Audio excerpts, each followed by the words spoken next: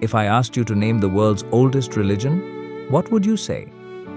For decades, the go-to answer has been Hinduism. It's a word we see everywhere in textbooks, documentaries, census forms. It's a box to check.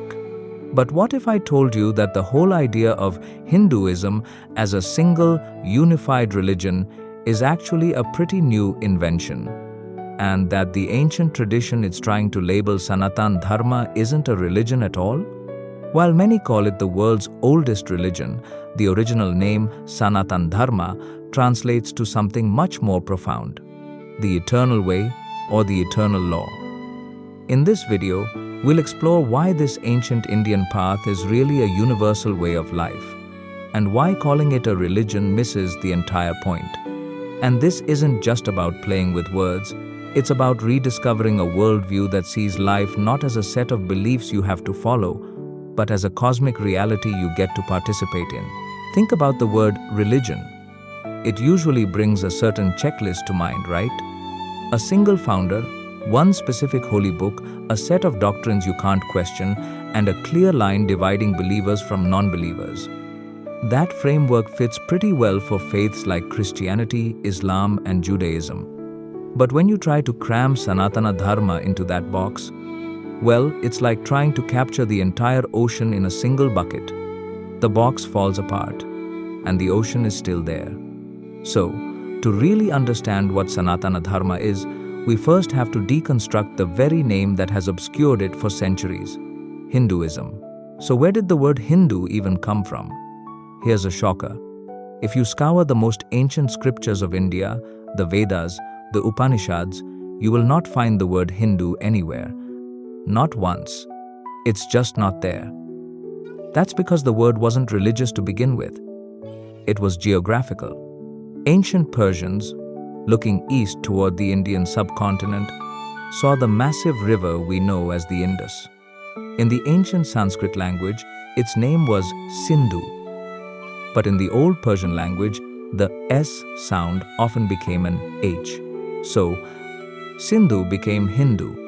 The term Hindu was simply their name for the people who lived on the other side of that river. It was a name given by outsiders, just like how the ancient Greeks gave us the word India, which also came from Indus, their name for the same river. For centuries, Hindu was an identifier for a place and its people.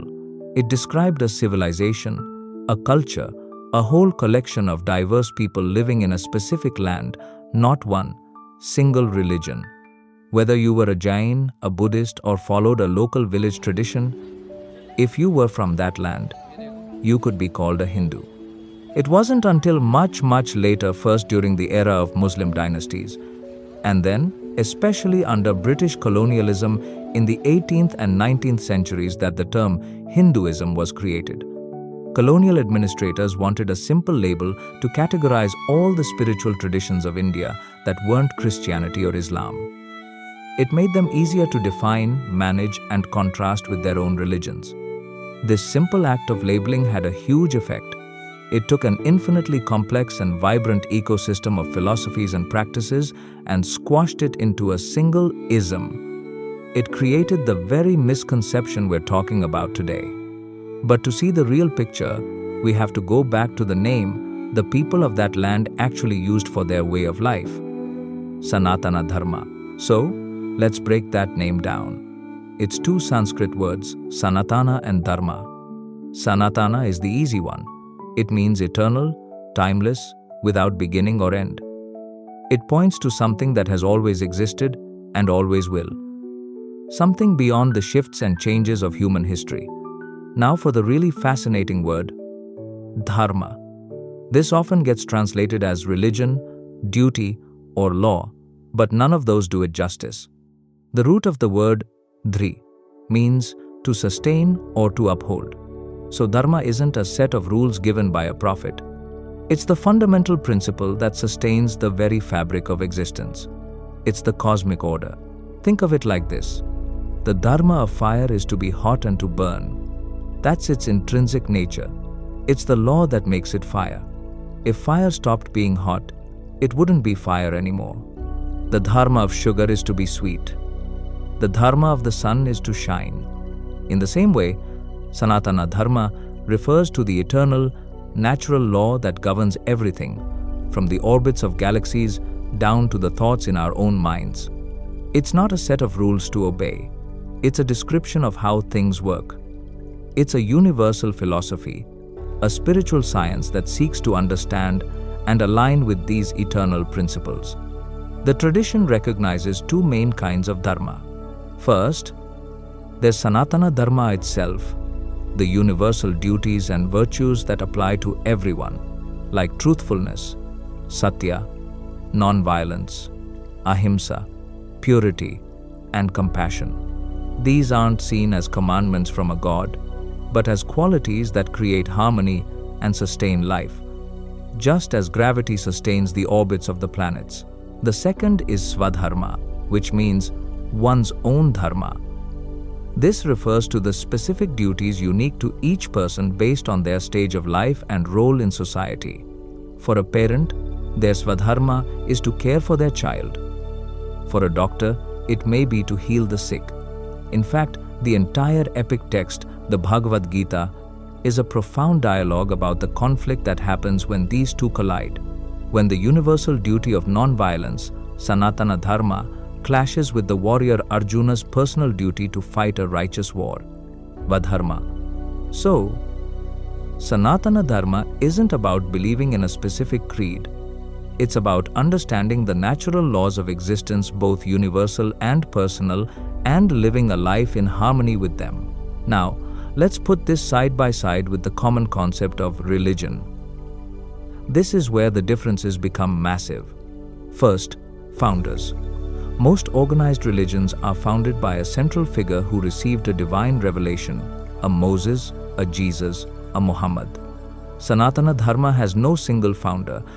Instead, it has countless rishis, sages, or seers who, through deep meditation, are said to have perceived the eternal laws of the universe. They didn't invent these laws, they discovered them. This makes the whole tradition decentralized and open to new discoveries.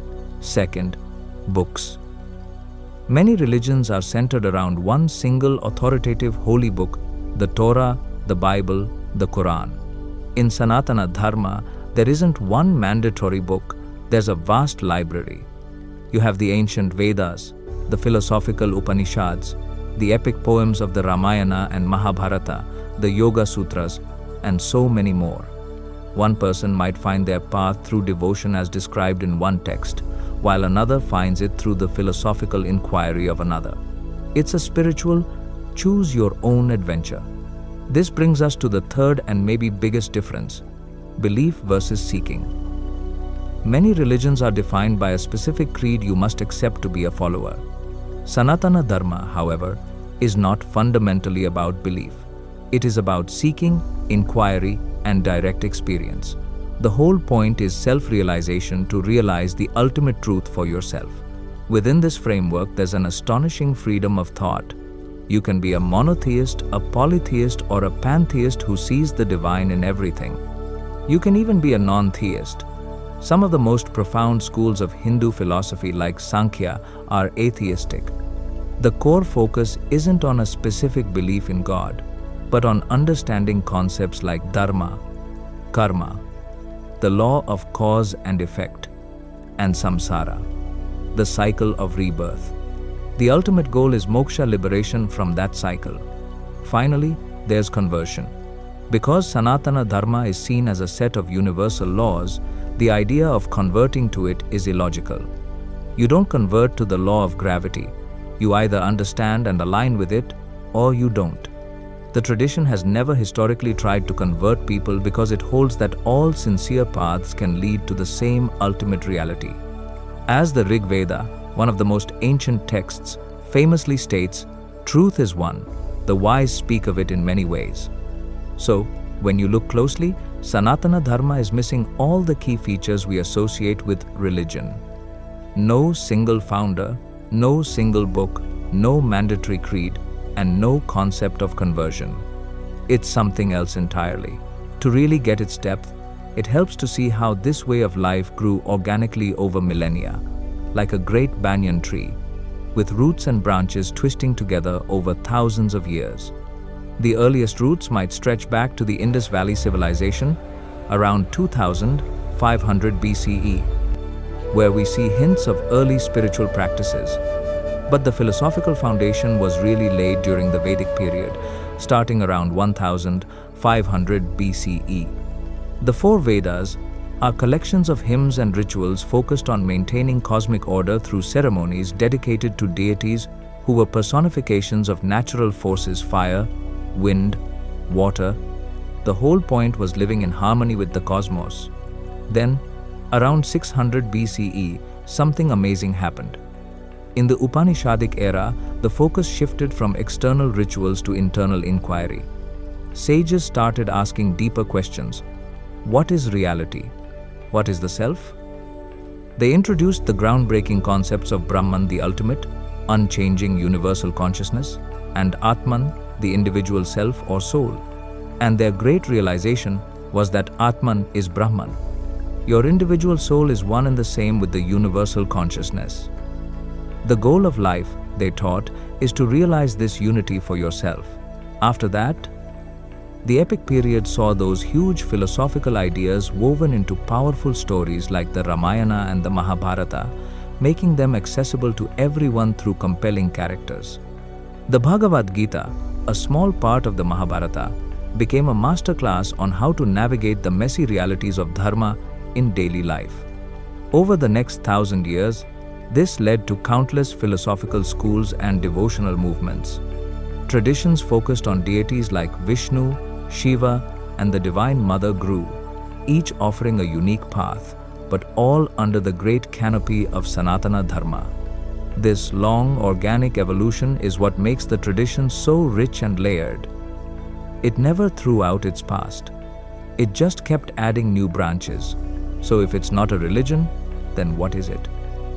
Sanatana Dharma is best understood as a holistic framework for living, a science of self-realization designed to help a person reach their ultimate potential. It's a way of life that connects the physical, mental, ethical, and spiritual parts of our existence. It provides a set of tools for inner exploration. Practices like yoga and meditation, which are now globally popular, aren't just physical exercises. They are a core part of this framework, designed to train the mind and body to perceive higher states of consciousness. It offers a moral compass through the principles of dharma, guiding individuals to live with integrity and in harmony with the world. Its call for ahimsa, or non-harm, extends to all living beings, encouraging compassion and a deep respect for nature. And it presents an ultimate purpose for human life, moksha, or spiritual liberation. It suggests the true goal isn't just to get to heaven after death, but to achieve freedom from all suffering and limitation right here and now, by realizing our true, divine nature. This framework is universal because its principles are based on the nature of existence itself, not on specific historical events. The law of karma isn't presented as a religious belief, but as a universal law of action and consequence. Like a law of physics, it functions whether you believe in it or not. The search for self-realization isn't just an Indian quest, it's a human quest. Thinkers and scientists across history, from Nikola Tesla to Erwin Schrödinger, have noted the striking parallels between their own discoveries and the cosmic perspectives found in these ancient texts. And that's why Sanatana Dharma doesn't demand belief but encourages experimentation. It essentially says, here are the principles of life as discovered by ancient seers. Don't just believe them. Test them, live by them, and see if they bring harmony and clarity to your life. It is an experiential path, not a dogmatic one. So, why does this distinction even matter?